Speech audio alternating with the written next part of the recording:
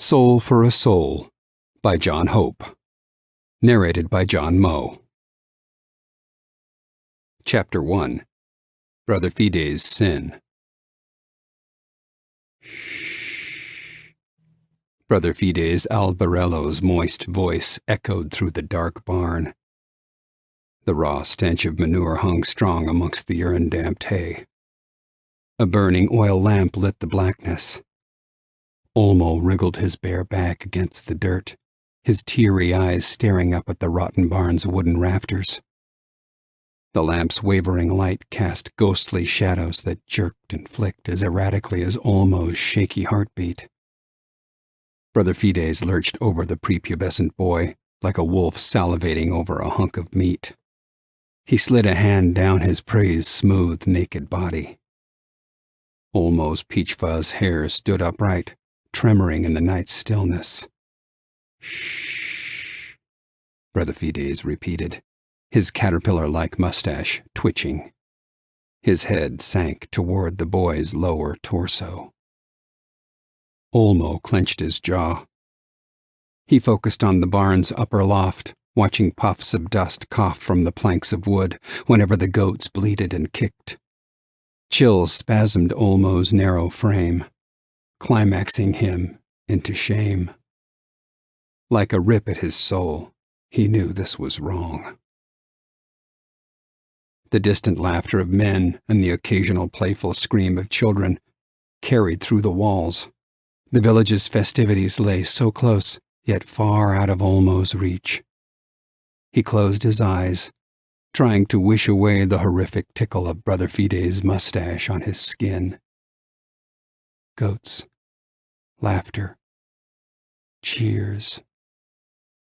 Olmo cried. Shh. Brother Fides tapped Olmo's shaking mouth. There. Olmo opened his eyes. Let's wash those tears away. He set the boy up and caressed the youth's face. There's nothing to be sad about, he said. See? Look, you're okay. You're all right. Olmo shivered. The goats complained, knocking loose more dust from above, which landed on Olmo's damp face. He wiped at it, smudging it into streaks of mud.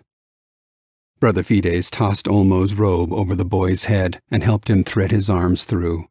Then he helped him to his feet. Olmo wobbled. New tears mixed in. Brother Fides tousled his hair. You're welcome, boy. Now, remember, you need not tell of this to anyone. Olmo's lips retracted. But Brother Fides. He folded himself into the giant man, wrapping his arms around him. Why? Brother Fides patted the frail boy. There. Everything's okay. Sin will not take you, I will be sure of it. Olmo pulled away and looked up. Take me? This is your sin of the flesh, boy, he said. Your pleasure.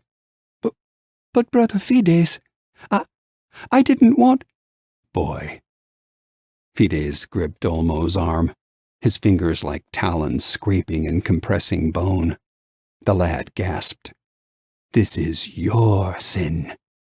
Fides shook the boy. Your sin, but you need not fret. I will protect you. He lowered his head, his eyes darkening. Provided you keep this close to your heart. Do you hear me, boy? More tears beaded on Olmo's cheeks. He nodded, slowly. A satisfied grin flashed across Fides' face. Then his jaw tightened. Tell no one, understand? The boy nodded again. Good. Brother Fides leaned in and squeezed, the pinch of his nails drawing blood. Because if you do tell, my boy, his voice grew dark, I'll make sure you never talk again. He released his grip and patted Olmo's head. You'll be fine, he assured a final time, his tone suddenly light. A flash of light struck Olmo's face, followed by the sharp, nauseous scent of sulfur. He gasped and stepped back from a ferocious attack sure to occur. Brother Fides spun toward the glow and sucked in his breath. "What the—" A green creature, thin and tall, stepped forward, its grotesque appearance prompting another ocular assault. It lifted a lantern, revealing its grotesque appearance. A double pair of great horns extended from its head, slick yet bristling with sharp spiraling blades. Scaly, bat-like wings unfurled over each shoulder as its two arms, slender and long, seemed to float on an invisible breeze, causing the lantern to sway. Fangs glistened white on a smooth green face, curving downward to line bloated red lips. Yellow eyes framed narrow snake-like pupils. Olmo pressed himself stiffly against the wall, his mouth agape. Brother Fides shuffled backward. What are you?" The creature hissed, sending steam dancing from the edges of its mouth. "What I am is no concern to you, mortal." It transferred the lantern from its hand to the tip of one wing.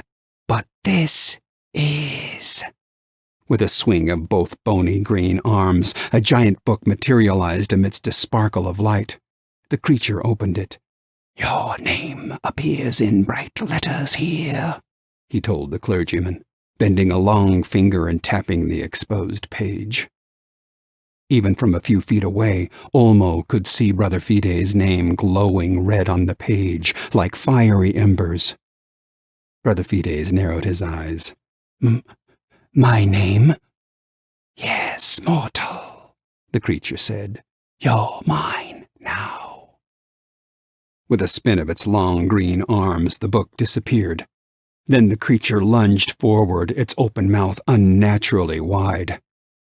Brother Fides cried out. Olmo slapped his hands over his eyes and held his breath.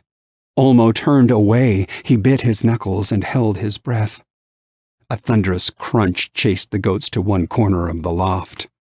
Then, Brother Fides' yelp yielded to an eerie silence. Trembling, Olmo peered back over his shoulder. The creature slurped loudly, but then twisted its wetted lips as though sickened by the taste. A bulge writhed inside its once slender belly. Olmo quivered in a ball. You are a demon, aren't you?" "Yes," it hissed, as it straightened upright. "Few of your kind even knows of our existence." "I've heard stories." "Ghost stories, my guess. Things to scare little children. I'm no story child." Olmo sunk. "Do your stories tell how I must quench my appetite to avoid my own eternal damnation?" A glistening forked tongue slid from its mouth and slivered across its lips. Still shaking, Olmo forced himself to speak. "You only take bad people?" "I take those who drown in their personal pool of sin, and in this self-indulgent season of mankind, I am well fed. I don't often consume mortals as young as you, child, but if your name appears in the ledger, I will not turn away." It patted its belly. "Follow the path of this mortal." It leaned in uncomfortably close to the boy and licked its fat lips. "And I will taste your sweet soul on my lips." The demon sprung away, laughing. The entire barn quaked. As it disappeared into the night, its lantern extinguished, and darkness returned. Olmo's entire body convulsed. Still pressed against the wooden back wall of the empty stable, he wheezed and struggled for oxygen, steam puffing from his panting mouth. Goats whimpered in the loft above. As Olmo's darting eyes adjusted to the dim light of Brother Fides' lamp, still perched on a nail protruding from a wooden support, the barn door opened with a whine, breaking the stillness. Men raced in from outside, Brother Marcus in the lead. Olmo, what was that noise?" Olmo hesitated. The men stepped closer, their faces bathed in confusion, their eyes searching for clues. Olmo hung his head and cried.